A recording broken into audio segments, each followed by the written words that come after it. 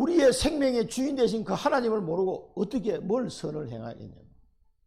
예수님이 말씀하시는 선을 행한 자라고 표현한 것은 우리가 생각하는 도덕책에 나오는 그런 선 이상의 것입니다. 그 수준이 아니에요. 그래서 바울은 세상 학문은 초등학문이다. 그거 가지고는 안 됩니다. 그래서 종교는 선을 행하는 게 목적이라고 써요. 그런데 실제로 보면 그 사람은 선을 행하지도 않아요. 그 우리나라에 왔던 유명한 그 백인 스님 있죠. 백인인데 스님이야. 머리 빡빡빡 한국에 이제 와서 한국의 불교가 이제 자기가 배우러 왔다고. 이 사람 와가지고 이 사람은 순수한 마음으로 온 거야. 와가지고 딱 조개 좀 어떻게 하는지 가서 가까이 와서 보니까 엉망이거든. 이 사람이 미국에 돌아가면서 조개 좀 다 썩었다고 얘기했다. 이 사람이. 전부 다 보면 아니 산에 들어가서 뭐 돌을 닦는 사람들이 뭐 그래 돈에 관심이 많고 권력에 관심이 많은지 다 썩었다고 얘기하고 갔다니까. 그 사람은. 그래 왔다가 실망하고 돌아갔어요. 그 사람은 그나마 자기 사람들 중에 선을 행한다고 생각해서 왔겠지. 근데 가만히 와서 보니까 이거는 뭐 엉뚱한 데 관심이 많거든. 그러니까 실망하고 돌아가면서 그 양반 한 말이 그 뉴스에 나오더라고. 그 제대로 본 거지. 저는 우리 큰이모한테 얘기를 다 들었어요. 우리 큰이모가 평생 불교 신자로 사는 사람이에요. 저 구례 지리산 밑에 어떤 큰 절에 가가지고 왜 보살 있잖아요. 밥 해주는 보살. 그 스님들.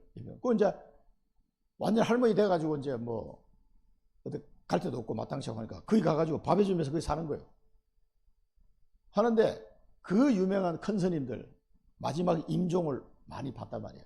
옆에 가까이 있으니까 돌아가실 때까지 옆에서 이제 수발 들고 뭐 밥도 해드리고 뭐 이렇게 하는데 보면서 실망을 한 거예요. 우리 큰 이모님이. 어느 날 우리 고향에 명절에 갔더니 오셨더라고. 내가 가면은 예배를 드리니까 예배에 참석하시는 거예요? 큰 이모님 오늘 어쩐 일로 예배를 참석하실까? 그래 같이 예배 드리고 예수님을 영접하겠습니까? 우리 항상 나가잖아요. 영접기도. 그래도 큰 이모님이 나 영접할래 그러시네. 깜짝 놀랐어요. 아니 웬일이지? 그래가지고 예수님을 영접하셨습니다. 84세에 예수님을 영접하고 하나님이 자녀가 됐습니다. 그러니까 우리 어머님하고 작은 이모 두 분이서 막 박수치고 난리가 났어. 왜? 언니를 위해서 기도했으니까. 야, 언니가 웬일로 오늘 예수님을 영접하니까 너무 좋아가지고. 그래서 내가 물어봤어요. 큰어머님 어쩐 일로 이렇게 마음이 바뀌었습니까? 그랬더니 내가 다 봤다 그러시더라고요. 뭘 보셨는데? 그러니까 그 절간에 큰 스님이라고 하는 그런 사람들도 마지막 임종을 보니까 다 죽음이 두려워서 벌벌벌 떨더라. 그 모습을 가까이 있으니까 본 거예요. 한 명도 빠짐없이 그렇게 죽는 걸 보면서 아이고 지금 뭐 나 자기는 대단한 사람인 줄 알았는데 보니까 뭐 별것도 없더라. 그게 전부 엉터리 같다 그래가지고 자기 나와버렸대. 그걸 거기서 오랫동안 사셨거든요. 구례의 어느 큰 절이에요. 하여튼. 그러니까 큰 스님이고 뭐 그 모든 사람이 존경하는 그런 스님도 죽음이 딱 앞에 오면 두려워하는 거예요. 그 모습을 가까이서 다 본 거지. 딴 사람은 몰라도 우리 큰이모님은 그래서 밥에 주고 이렇게 거기 사는 사람이니까 절간에 다 저기 보셨다면서 참 순 엉터리라면서 그래가지고 에이 나왔을 때는 그래가지고 고향에 명절에 오신 거예요. 작은 이모 집에. 그래서 예배를 딱 드리고 이제 복음을 기초 메시지를 딱 하니까 그러면 나도 예수 믿어야 돼. 물론 이제 우리 어머님하고 작은 이모가 기도를 많이 했겠죠. 언니가 구원받게 해달라고. 아이고, 나이는 자꾸 들어가는데 지금 부산 요양병원에 계시면 이제 90이 훨씬 넘으셨는데 그러니까 다 그럴테겠지만 그 마지막 그 모습을 보면 알 수가 있어요. 선을 행한다고요? 아이고 그게 목적이라고 얘기를 하는데 그 사람들이 얼마나 선을 행했습니까? 하나님이 볼 때는 다 도토리 기적이에요. 그거 가지고 안 됩니다. 이 구원이 뭔지 삶이 뭔지를 전혀 모르는 거죠. 공을 닦고 덕을 세우는 것이 구원의 길이라고 생각합니다. 공을 닦고 덕을 세우는 게 뭐 우리 유교 사상이나 뭐 불교 사상 다 마찬가지인데 얼마나 공을 닦고 덕을 세우겠습니까? 하나님을 모르는데 다 밑빠진 독에 물 붓기. 이거 가지고는 안 되는 거예요. 이거 가지고. 이러면은 구원의 길이라고 생각해요. 기독교는 종교하고 생명 자체다. 기독교는 종교가 아니고 생명이 생명. 복음은 생명이기 때문에. 종교는 사람이 만들고 복음은 하나님이 주신 것이다. 그러니까 종교는 누가 만들어요? 이 사람이 만든 거예요. 복음은요, 하나님이 주신 거예요. 에덴 동산을 떠나가는 아담과 하와에게 가죽옷을 지어 입으셨습니다. 그게 뭡니까? 피제사를 말하는 거예요. 피제사.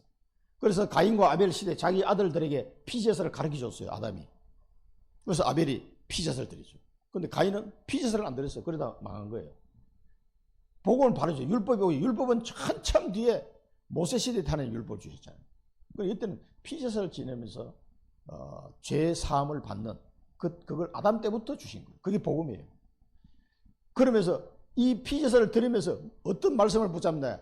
여자의 후손에 와서 뱀의 머리를 상하게 할 것이다. 뱀의 머리를 박살낼 것이다. 그 창세기 3장 15절 말씀을 붙잡고 피제사를 드리는 거예요. 그게 복음이에요. 우리 합쳐져야 돼요. 그래서 후대에 오다 보니까 피제사를 순응태를 드려. 여자의 후손에 뱀의 머리를 박살낼 것이다. 그런 내용 전혀 모르고 그냥 형식적인 피제사를 드리니까 하나님이 막 이스라엘 백성을 책망하는 장면이 나와요. 내가 피가 모자라냐 지금. 너희들의 소를 아무리 많이 잡아봐라. 다 싫다. 그렇게 말씀하셨어요. 그러니까 알맹이 없는 피제사를 드린 거지. 복음을 줘. 창세기 3장 10 원시 복음이죠. 그 복음을 붙잡고 피제사를 드린 게 구약시대. 그래서 죄사함을 받은 겁니다. 여자의 후손이 언젠가는 오셔가지고 사단의 머리를 막 박살내버릴 것이다. 그 사실을 그렇게 하지 않고는 우리 죄 문제가 해결될 수가 없기 때문에. 그래서 복음은 하나님 주신 거예요. 종교는 사람이 찾아가는, 종교는 사람이 하나님을 찾아가는 거예요. 그러니까 돌을 닦는 거지. 열심히 뭔가를 하나님을 찾아가는 거예요. 복음은 하나님이 사람에게 오신 거예요. 복음은 있다. 그래서 임마누엘, 처녀가 잉태하여 아들을 낳을 것이니 그 이름을 임마누엘에 하리라. 임마누엘, 우리와 함께 하시다. 예수, 자기 백성을 죄에서 구원할 자, 그런 뜻입니다. 그래서 종교는 사람이 찾아가는 것인데 복음은 하나님이 찾아오셨습니다. 우리에게. 이래야만 되는 거예요. 아무리 인간이 하나님을 찾아가려고 해도 갈 길을 알 수가 없어요. 종교는 행위가 기준인데, 종교는 행위가 기준이에요. 뭘 잘 지켜야 돼. 행위가 기준이야. 그게 기준을 가지고 됐나 안 됐나 따진단 말이에요. 복음은 믿음이 기준이에요. 믿음이. 행위가 아니에요. 그래서 여기 지금 성경 구절은 빠졌습니다만 우리가 잘 아는 에베소서 2장 8절 9절 이 말씀을 누가 너희가 그 은혜에 의하여 믿음으로 말미암아 구원을 얻었다니 이것이 너희에게서 난 것이 아니라 하나님의 선물이라. 이는 너희의 행위로 말미암은 것이 아니니 누구도 자랑하지 못하게 하려 합니다. 행위로 말미암은 게 아니에요. 하나님의 은혜로 믿음으로 구원을 받은 거예요. 그게 복음이에요. 우리의 행위로 된 것이 아니에요. 종교는 행위가 기준입니다. 그래서 바울은 설명합니다. 야곱과 에서가 쌍둥이로 태어났는데 뱃속에 있을 때 그들이 무슨 행위를 아무것도 한 것도 없는데 하나님은 야곱은 사랑하고 에서는 미워했다라고 바울은 표현했죠. 왜 그랬습니까? 태어나서 뭔가를 행위를 해가지고 그래 너 참 잘했구나 이렇게 해서 선택한 것이 아니라 뱃속에서 태어나기도 전에 하나님은 야곱을 선택하셨다 이 말이에요. 에서는 미워했다 이렇게 바울은 표현했습니다. 그게 뭐를 의미해요? 바울이 복음을 설명하려고 그렇게 한 거예요. 에서는 율법을 얘기하는 거고 야곱은 복음을 설명하려고 한 거예요. 아무것도 한 것도 없는데 하나님이 선택하신 거예요. 그게 복음이에요. 그래서 믿음으로 구원을 받도록 그렇게 하신 거예요. 우리의 행위를 보고 구원을 받을 인간은 아무도 없어요. 그래서 로마서 3장 23절에 모든 사람이 죄를 범해서 하나님의 영광에 이르지 못한다고. 로마서 3장 10절에 뭡니까? 의인은 없나니 한 명도 없다. 아니 훌륭한 일 한 사람들이 많은데 그 사람들도 그러면 안 되나? 안 됩니다. 스가모니도 안 되고 소크라테스도 안 되고 공자도 안 돼요. 아무리 공자를 맹자를 해도 그들의 행위 가지고는 안 된단 말이에요. 그러니까 공자님도 결국은 제자들한테 대답했어요. 제자가 스승님, 사람이 죽은 다음에는 어떤 세상이 있습니까? 물어보니까 공자님이 얘기했더라고요. 야, 이 사람아, 내가 살아있는 것도 다 모르는데 죽은 뒤에 내가 어떻게 알겠느냐? 그 솔직하게 그 양심 있는 사람이지, 그 사람은. 그런 가지고는 택도 없습니다. 그래서 종교를 가지고 행위를 한다고 하는데 아무리 행위를 해도 안 됩니다. 그래서 유대인들이 유대 율법을 어떻게 행했냐 말했냐 그거 자꾸 떠드니까 바울이 얘기했잖아요. 너희도 지키지 못하는 율법을 이방인들 보고 지키라고 하느냐. 그렇게 얘기했어요. 그러니까 가장 율법주의자로 살아본 사람이 바울이잖아요. 그게 뭐다? 가말리엘 문화생의 수제자였으니까 가장 그래도 율법을 잘 행하기로 결단하고 했던 사람인데 안 돼. 그 바울이 자기는 해보니까 안 된다는 걸 이제 알았거든. 근데 다 지켜 진짜. 유대인에게 자신에게 이야기할 수 있는 사람 바울 같은 사람은 말할 수 있죠. 자기도 해봤거든. 안 돼. 그게. 그렇게 사람은 이 구원과 삶을 구분을 못해서 그렇다. 이 종교와 복음을 구분을 못합니다. 그래서 다 이 기독교도 이 종교 중에 하나라 이 생각하거든. 그러니까 꼭 예수만이 길이 되느냐, 여기도 길이 되고 저기도 길이 되는 거 아니냐라고 착각을 자꾸 하는 거죠. 자, 그럼 2번에서는 구원받지 못한 자의 멸망 상태를 몰라서 그렇다. 여기서는 이제 삼중직을 설명해 줘야 돼요. 구원받지 못한 자의 멸망 상태. 이 사람이 여기서 건져낼 수 있는 길이 없다니까. 그걸 정확하게 얘기해 줘야 됩니다. 원죄는 구원받지 못한 상태를 말합니다. 이 원죄 속에 빠져 모든 인간은. 그래서 로마서 3장 10절, 3장 23절 아까 말씀드렸는데, 그래서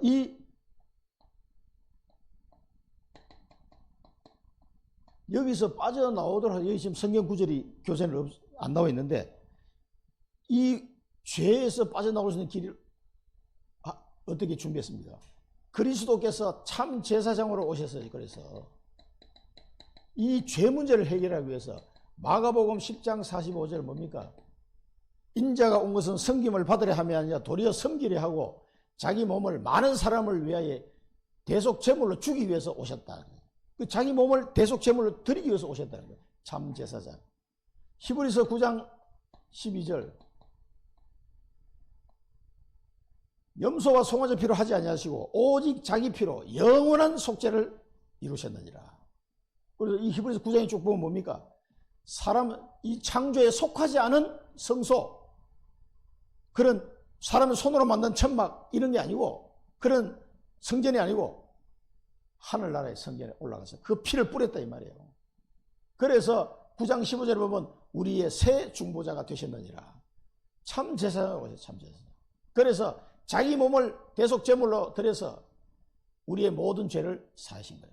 그래서 로마서 3장에 보면 이 희생 제물로, 믿음으로 말미암는 희생 제물, 그런 표현이죠. 그 제물로 예수님이 오신 거예요. 그래서 이 문제를 해결하신 참 제사장, 이게 그리스도의 직분의 첫 번째예요. 그 다음에 사단의 손에서 그대로 인간은 장악되어 살고 있습니다. 이 사단의 권세, 에베소서 2장 1절에서 3절 보면 딱 나와요. 2장 1절 3절 보면 허물과 죄로 죽었던 너희를 살리셨도다. 그러면서 그 악한 영들에게 너희들을 따라갔고, 공중 권세자만 자를 따라갔고, 그래서 본질상 진노의 자식으로 살 수밖에 없다. 이게 사단의 손에 딱 잡힌, 운명 속에 잡힌 자들. 여기서 건져내는 길이 뭡니까? 여기서 빠져나오는 길. 여기서 빠져나오는 길이 요한복음 14장 6절. 내가 곧 길이요 진리요 생명이니 나로 말하는 것이 아버지 올 자가 없느니라. 참 선지자. 이 운명에서 빠져나오는 참 선지자. 그리고 요한복음 8장, 요거는 여기서 요한복음 8장 44절. 너희 아비 마귀는 처음부터 거짓말하는 자야. 거짓의 아비다. 너희 아비 마귀, 여기 마귀의 손에서 건져놓은 게 요한 1서 3장 8절 오늘 본문이죠. 마귀를 매러 오셨느니라. 참 왕. 여기서 빠져나와서 하나님을 만나는 길 대신 참 선지자, 이 사단의 권세를 무너뜨린 참 왕, 이 세 가지가 그리스도다 이 말이에요. 이 세 가지를 할 수 있는 자가 그리스도예요. 그런데 안상홍이 어떻게 그리스도 되고 이만희가 어떻게 그리스도 됩니까? 말도 안 되는 소리죠. 이 죄를 살 권세가 없고 사단을 이길 힘이 없고 이 운명과 저저 재앙에서 빠져나올 길을 모르는데, 그래서 내가 그래서 안상홍 죄인이 그 사람 보고, 안상홍이 지금 지옥 가가지고 굉장히 잘 있을 거다 내가 그랬지. 그러니까 막 뭐라고 얘기하더라고요. 그러고 버렸는데, 내가 선글라스 끼고 있으니까 선글라스 좀 벗고 얘기하시면 안 됩니까? 나 눈이 부셔서 안 돼. 내가 그러지. 얼마나 엉터리를 그렇게 믿고 있는지 참. 그런데 그 현장에 진짜 복음을 가진 장로교회 교인들은 전도하러 가는 사람이 아무도 없고, 그 이상한 사람들만 맨날 전도하러 나와. 문제는 그게 더 큰 문제예요. 아니, 이걸 정확하고 알고 있으면 가서 현장에 가서 얘기를 해줘야 될 거 아니에요. 왜 현장에 안 나가냐 이거지. 권사님이 현장에 계속 나가십니까? 이거를 알고만 있으면 안 돼. 내가 누리고 전달해야 돼요. 전달할 때 엄청난 여러분 역사를 체험하게 될 겁니다. 왜냐하면 이게 어마어마한 온 우주를 관통하는 이 어마어마한 이 진리거든요. 이 진리를 어느 현장에 내가 누군가에게 설명을 해주고 증언할 때 그 현장에는 천군 천사가 동원돼 가지고 역사하게 됩니다. 진짜입니다. 현장에 가서 이걸 한번 설명을 한 번도 안 해보신 분들은 이번 주간에 꼭 아무나 붙잡고 한번 해보시기 바랍니다. 잠깐 내 얘기 한 번만 들어보세요. 그래가지고 한번 설명해 보세요. 오늘 이 내용을 가지고. 그러면요, 그 사람이 그 중에 퀴즈를 하고 영접하는 사람 나올 겁니다. 야, 나 이거 처음 들어봤는데 너무 재밌습니다 라고 말하는 사람이 나와요. 나도 그런 사람을 만나니까 깜짝 놀랐어요. 재밌다 그러더라고. 뭐가 재밌는데 이게 왜? 자기가 갈급하니까 자기가 뭔가 살 길을 느끼거든. 이걸 자세히는 몰라도 딱 드는 순간 내 살 길이 생겼다 이런 생각이 드는 거예요. 그러니까 팍 붙잡는 거예요. 이 어마어마한 진리를 온 세계를 하늘과 땅을 통일되게 그리스도 안에서 통일되게 하려 하시면 그 진리의 비밀 요 내용이 다 들어있잖아요. 어마어마한 겁니다. 하면서 온 우주를 살려내는 길이에요. 이게 사실은요. 그래서 꼭 전달하시기 바랍니다. 그래서 여기서 빠져나오는 걸 보고 뭡니까? 로마서 8장 1절 2절. 그러므로 그리스도 안에 있는 자는 결코 정죄함이 없나니 이는 그리스도 예수 안에 있는 생명의 성령의 법이 죄와 사망의 법에서 너를 해방하였습니다. 이 해방을 요한복음 5장 예수님이 말씀하셨습니다. 5장 24절 뭡니까? 너희가 진실로 내 말을 듣고 또 나 보내시는 이런 자를 믿는 자는 영생을 얻었고 심판에 이르지 아니하느니 사망에서 생명으로 옮겼느니라.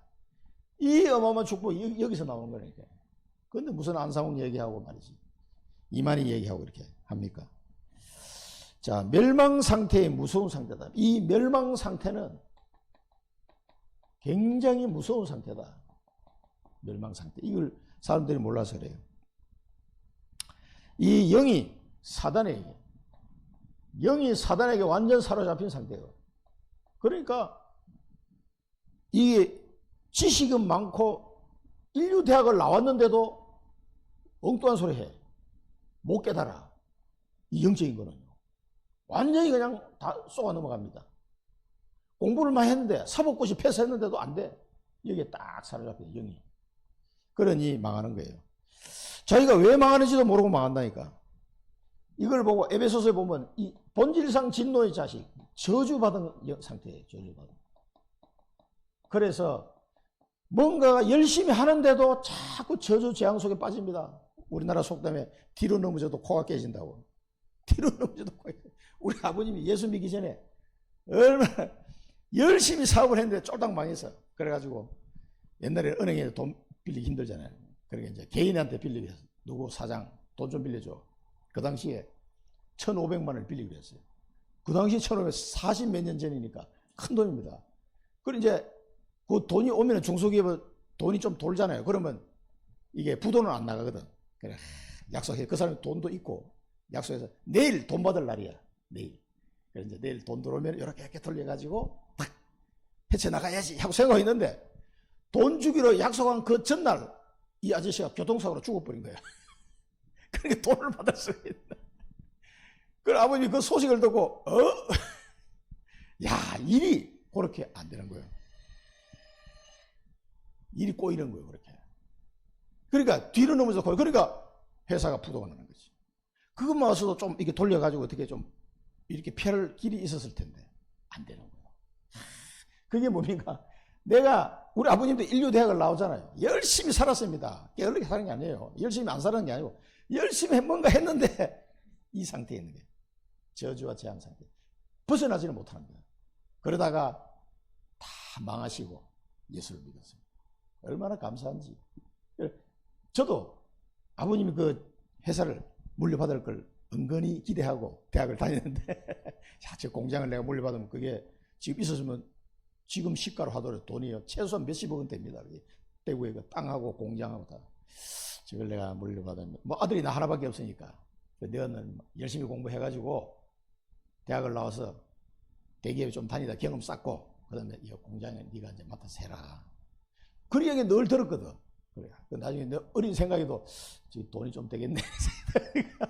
그걸 자꾸 의지하는 거예요, 이게. 그러니까 하나님이 이걸 싹 잘라버려요. 대학교 4학년 딱 졸업하고 오니까, 아무것도 남은 게 없구나. 확인을 했죠, 거기서. 근데 그 바람에 저도 새로운 전환점을 맞이했고, 신앙적으로. 우리 아버님도 구원을 받았잖아요. 그리고 지금 이제 2년 전에 소천하시면, 소천하시고 나보면, 그게 무슨 소용이 있어요, 그게 돈이. 지옥 가면 끝인데. 이 상태에. 여기서 빠져나올 수 없는 상태, 이걸 영적인 거라서 사람들이 몰라서 그래요.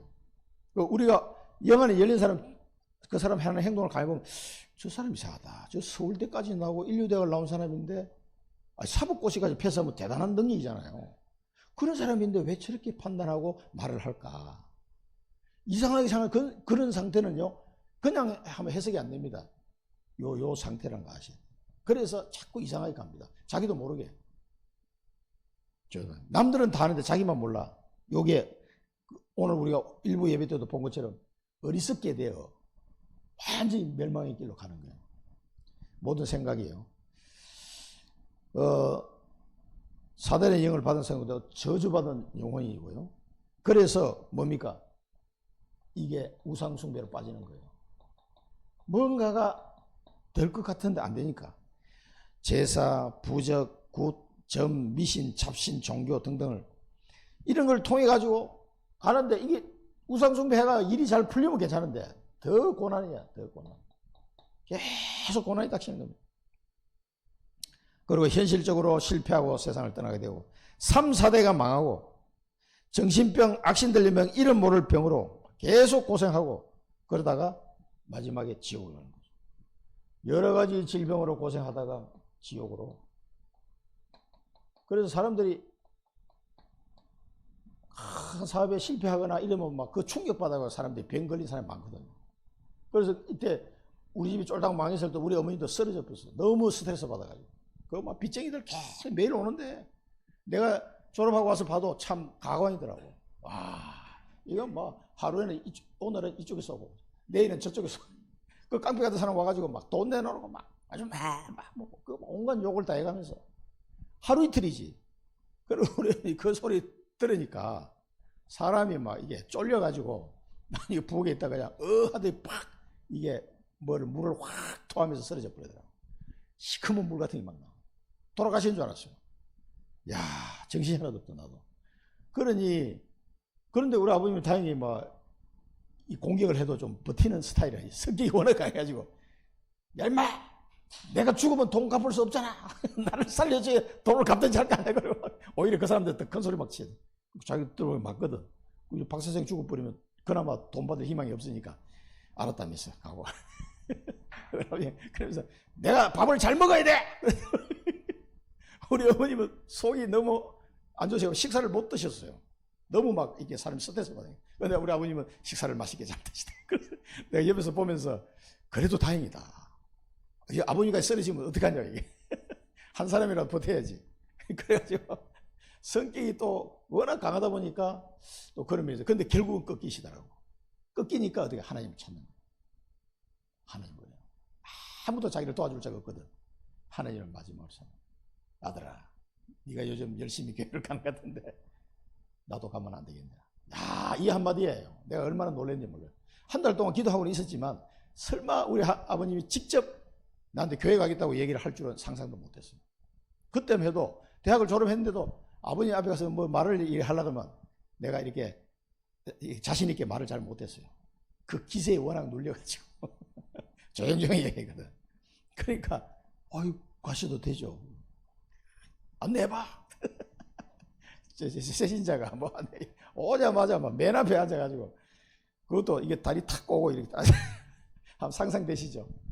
어떤 스타일인지. 그래가지고 목사님이 강단에서 설교하는데 바로 앞에 딱 앉아 다리 딱 꼬고 얘기해봐. 이제 근데 그 모습이 아직도 생각나는 게 얼마나.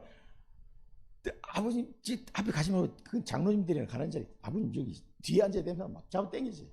처음 오시는 분이 엄마 양 왔으면 맨 앞에 앉아야 돼. 학생이 뒤에 앉으면 잘 안 들려. 선생님 맨 앞에 앉아서 들어야 이게 똑바로 들을 거 아니냐면서. 아이고, 맞는 말이네. 알아서 하십시오. 나는 맨 뒤에 앉아있는데 맨 앞에 가가지고 다 그걸 들으시더라고. 야, 그날 등록하고 목사님도 인사드리고 그리고 박철수 성령님이 아버님 되신다고. 그러냐고. 그 연세도 그 두 분이 막 비슷했을 거예요. 그래가지고 그 다음 주에 어머님도 따라오시고 그렇게 됐는데, 이게 이 속에 이제 계속 들어가니까 실패와 질병과 고통받다가 지옥으로. 이게 보통 문제가 아닙니다. 이 사람들을 살리기 위해서 우리 주님께서 그 십자가의 고난을 마다하지 아니하시고 오셨습니다. 자, 그래서 구원할 자는 단 한 분뿐입니다.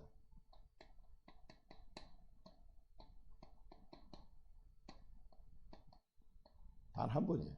뭐 이상한데. 그러니까 마지막 때가 될수록 그리스도가 여기 있다, 그리스도가 저기 있다 할 것이다. 그러나 속지 마라 그랬어요. 예수님이 분명히 말씀하셨습니다. 빌립보서 2장 6절에서 11절은 한번 같이 읽어보도록 하겠습니다. 빌립보서 2장 6절에서 11절만 한번 보겠습니다.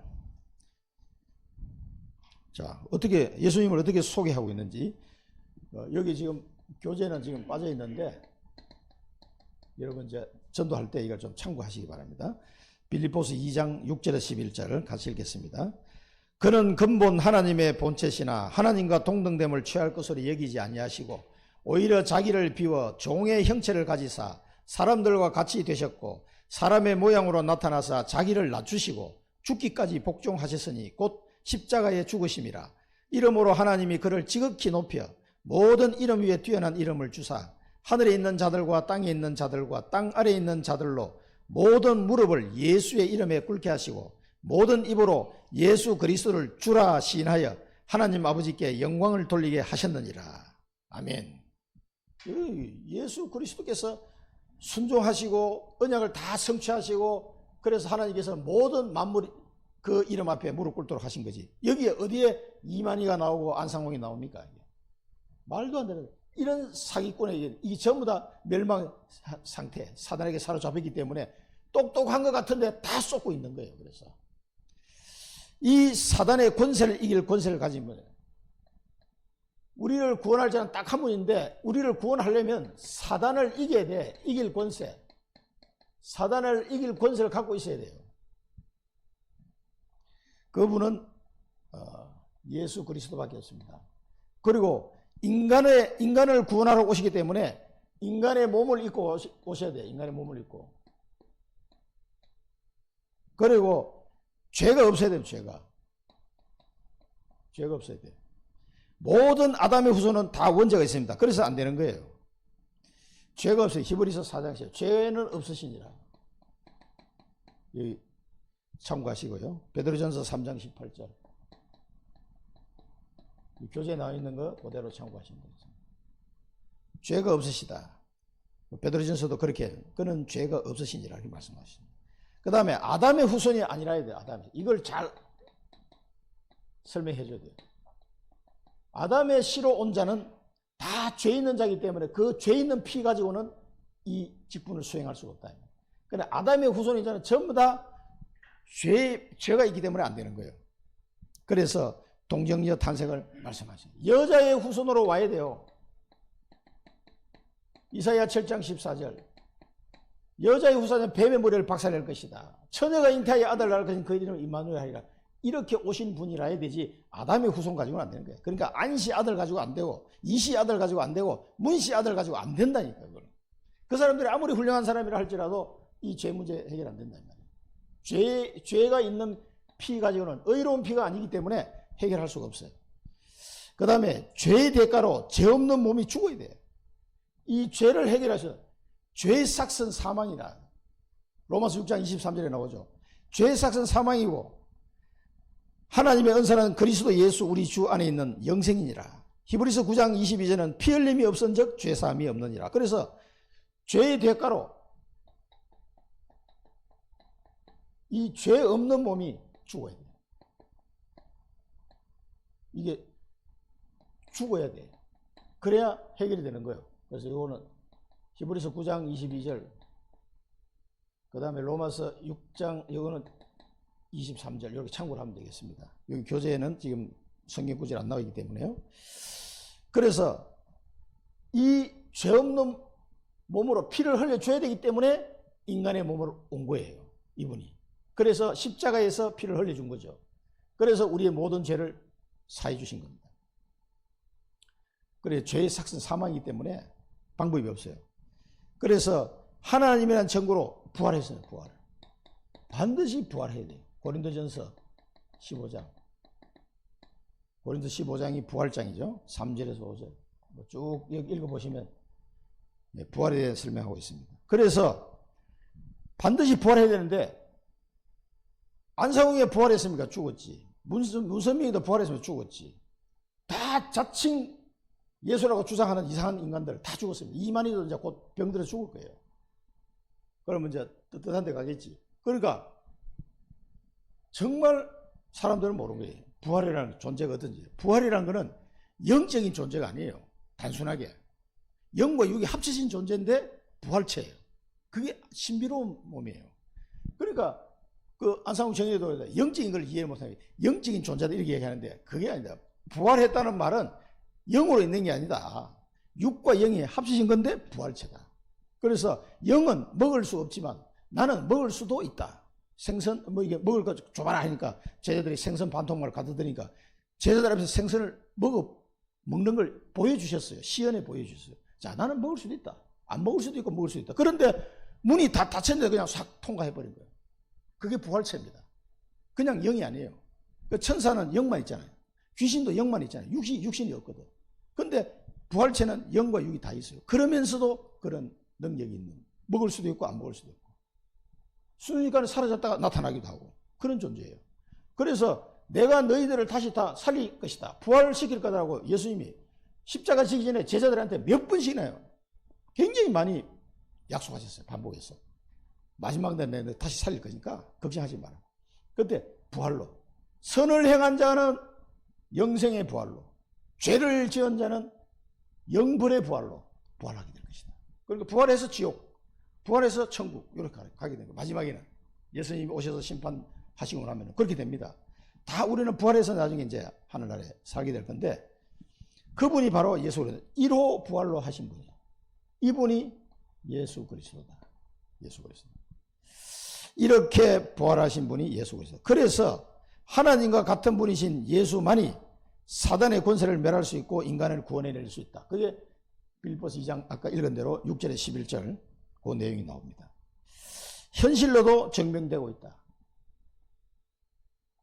현실로도 증명되고 있다. 그게 이제 사도행전을 보면 예수님이 그 제자인 바울을 통해서 예수 그리스도 이름으로 귀신이 떠나가고 그런 일이 막 사도행전에 엄청나게 많이 기록되어 있잖아요. 안전병에 일어나고 죽은 자도 살아나고 베드로도 죽은 자 살리지만 바울도 죽은 자를 살리잖아요. 안전병에 일어난 건 똑같이 그 역사가 베드로에도 일어났고 바울에도 일어나고 다 일어났어요. 누구 이름으로? 예수 그리스도 이름으로. 그러니까 모든 귀신이 떠나가고 모든 질병이 치유되는 그 이름 그게 실제로 그리스도의 제자를 통해서 증명됐죠. 지금도 마찬가지예요. 지금도. 그래서 제가 현장에 복음운동하면서도 이렇게 사람이 치유하고 변화되는 걸 봤거든. 귀신이 떠나간 거 우리 눈에 보이진 않는데 그런 현상이 엄청 제 자신에도 엄청 많이 봤어요.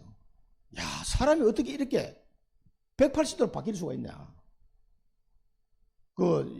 제가 만난 아저씨들 진짜 그렇게 바뀔 수가 없어요. 야, 신기하다 할 정도로. 그게 뭡니까? 완전히 그 사람을 장악할 때 귀신 떠나가고 또 질병도 치유되고 그런 현상이에요. 그건 다른 말로 설명이 안 돼요.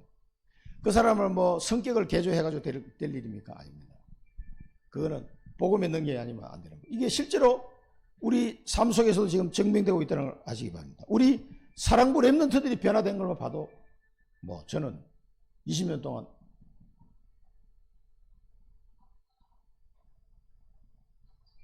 증거를 할 수 있습니다.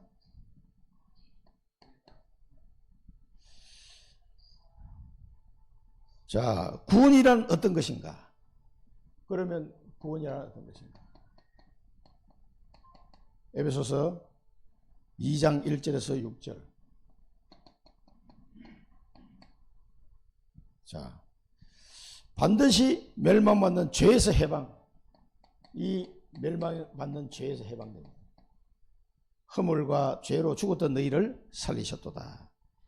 원죄에서 해방되고 영원히 저주받을 방이 원죄에서 해방되고 자범죄, 원죄의 결과로 한 이 허물, 자범죄에서도 해방되고 조상의 죄, 우상 숭배의 결과로 자손들에게 재앙이 미치는 여기서도 해방됩니다.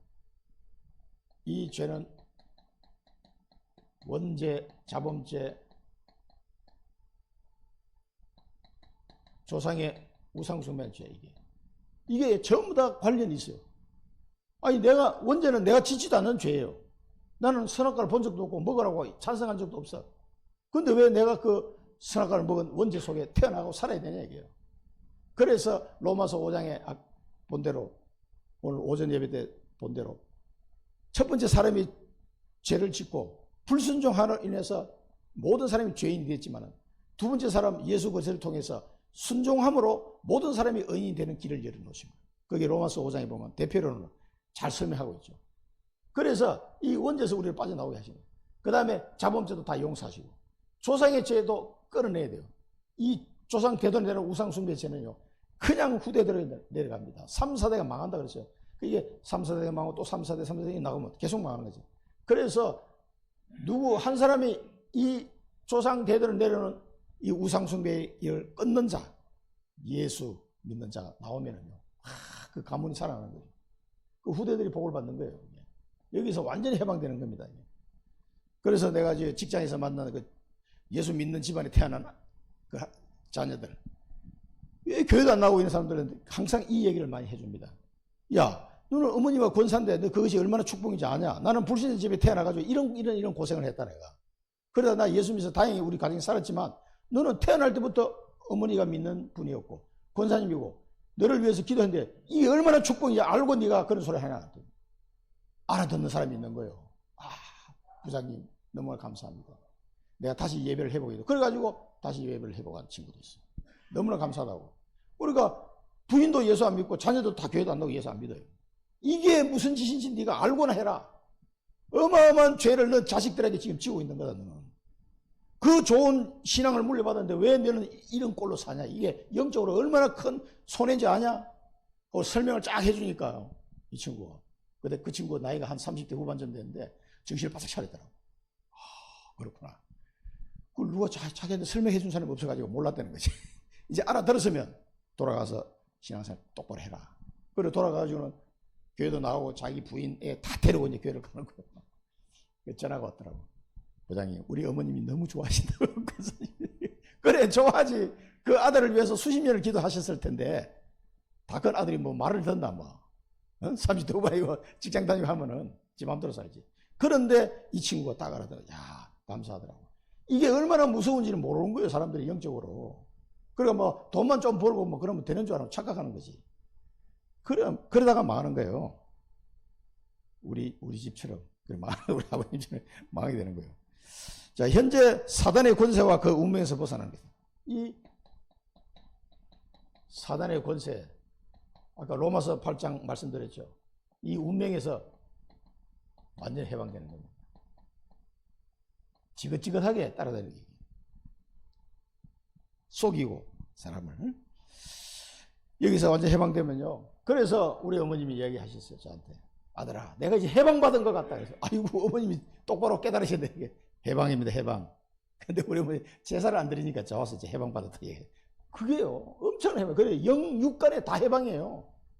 1년에 14번씩 제사를 지내려면 얼마나, 육신적으로도 얼마나 힘들겠어요. 거기다가 영적으로도 얼마나 사단에게 눌리겠어요. 그 세월을 우리 어머님이 40년을 사셨으니까 거기서 해방받으니까 얼마나 좋아가지고 전화하지. 내가 해방받았다. 맞습니다, 어머니. 해방받은 거예요, 해방. 영육간에 다 해방받은 거예요. 다 쓸데없는 짓 가지고 그렇게 고생하고 자식들에게 어려움이 올 수밖에 없도록 이런 상태에서 벗어나야 되는 겁니다. 우리 집이 정인입니다.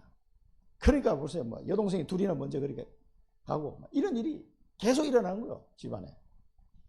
얼마나 힘듭니까? 우리 어머니 너무 힘들어서 밑에 이빨이 위로 올라가고 둘째 딸 죽고 난 뒤 너무 스트레스 이게 솟아 올라가지고 병원에 가서 치료받아요. 아니 어떻게 이빨이 올라가냐니까 너무 스트레스 받으니까 아래 이빨이 위로 올라가 버린 거예요. 이게 밥도 못 먹을 수 없고 이게 다 뭉쳐가는 거예요. 그 얘기를 들으니 내가 얼마나 가슴이 아프던지. 나는 그것도 몰랐네. 그래가지고 집가에 가서 고치느라고 고생했다 그러시더라고요. 마음의 평안을 얻어야 되지. 그러니까 이런 일들이 사람들을 꼭 당해봐야 합니까? 꼭 뭐 된장인지 똥인지 찍어 먹어봐야 알면 이게 얼마나 참 괴로운 겁니까? 이게 말로 할 때 알아들어야지. 그러니까 이 영적인 걸 학교에서 안 가르쳐 주니까 전부 다 모르고 졸업하잖아요. 대학 졸업해가지고 그냥 공부만 했지, 돈만 벌었지, 뭘 모른다 이 말이에요. 이걸 알려줘야 돼요. 당당하게, 자세하게, 확실하게 알려주시기 바랍니다. 내세에 천국 보좌야 돼.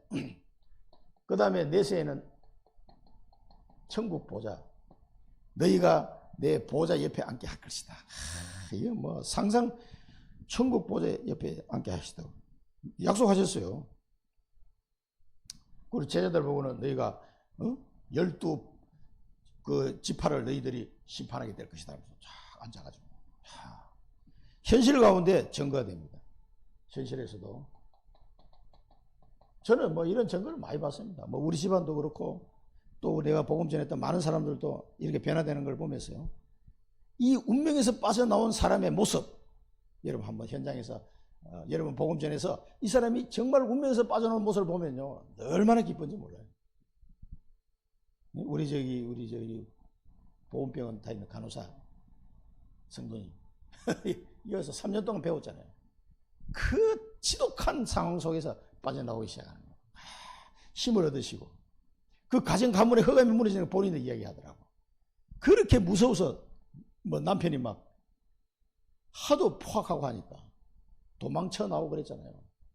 그래서 당당하게 기도 당신 하나님 자녀니까 목사님 그걸 기도했더니요 남편도 부드러워졌더라고요. 살만하니까 교회를 안 나와. 그러니까 엄청 자기가 마음에도 자꾸 담대한 마음이 생기는 거예요. 전에는 막 이게 사람이 주눅이 들어가지고 계속 도망다녀. 남편이 얼마나 심하면 나와가지고 모텔에서 자고 그럴 정도였어요. 막 술 먹고 행패 부리고 하니까. 아유, 그거 어떻게 삽니까, 내가 그걸 진짜. 응? 내가 진짜 막 그 얘기 들으니까 막 욕이 나오려고 그러더라고. 그런데 걱정하지 마시고 계속 한번 기도해 보시라고. 말씀 들으면서 이게 회복되는 거예요. 이 허감이 물러가고 본인의 마음의 안정을 찾고 평안을 찾기 시작하는 거예요. 그리고 얼굴이 싹이 밝아지고 허감이 이제 살살 물러납니다. 그런데 집안에 어떤 일이 일어나니까 남편이 많이 꺾였다는 거예요. 그걸 자기가 확연하게 느끼겠다는 거죠. 전에는 저 정도면 아마 집안이 뒤집어졌을 텐데 그게 수위가 한 50%로 줄었대. 더 줄었대. 그래, 그거 뭐라고. 계속 기도로 싸우라고. 그게 남편이 하는 게 아니고 더러운 귀신들이 하는 거야, 그게. 그 영적 사실을 알면 기도하면 돼. 그러니까 많이 회복됐죠. 현실 가운데 증거가 뭐예요? 정인되는 거. 그래서 에베소서 2장 7절에 우리를 오는 모든 세대에 증거하기 위함이다. 그러죠. 하나님이 우리를 정인으로 세우려고 합니다. 이 구원의 축복이요. 이 죄에서 해방, 사단의 권세에서 해방, 이 지옥에서 해방되어 천국 백성, 현실에도 증거가 나타나서 증인으로 우리를 세우게 됩니다. 마지막으로 지우 보면은요, 귀신에게 시달리는 자. 혹시 주변에 뭐가 들리거나 자꾸 뭐가 보인다고 하는 사람들, 이런 사람들은요 계속 그리스도에 대한 내용만 얘기하십니다. 창세기 3장 15절, 마태복음 6장 16장 17장 28장, 사도행전 1장 8장, 계속 그리스도에 대한 이사야 7장 14절 등등. 이 사람들은 그리스도에 대한 확실한 믿음이 뿌리 내리도록 도와주면 됩니다. 그래서 확실히 뿌리 내리기 시작하면요, 그냥 그리스도에 대한 믿음만 생겼는데 흑암이 다 떠나간다는 걸 이제 본인이 알게 됐고요.